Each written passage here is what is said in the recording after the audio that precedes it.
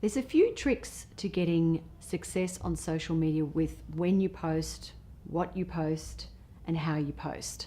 They change quite a lot. It's really important that you build a strategy to understand how each platform works and what works best on each platform.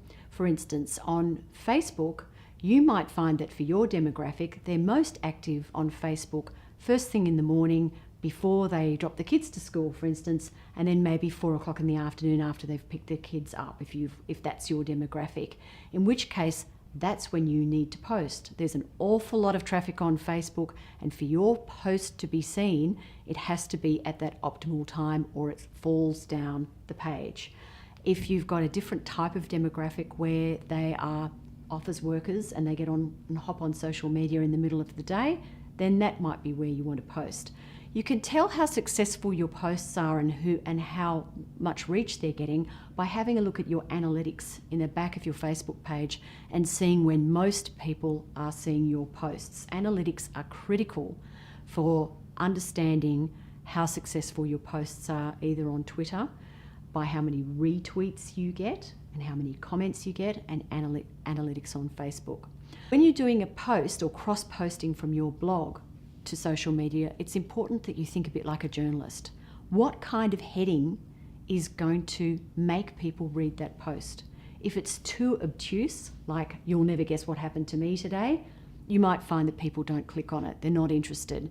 If you ask a question that is absolutely timely and relevant to what is happening in your demographic's life right now, you might find your post goes totally viral. Ask the right question at the right time.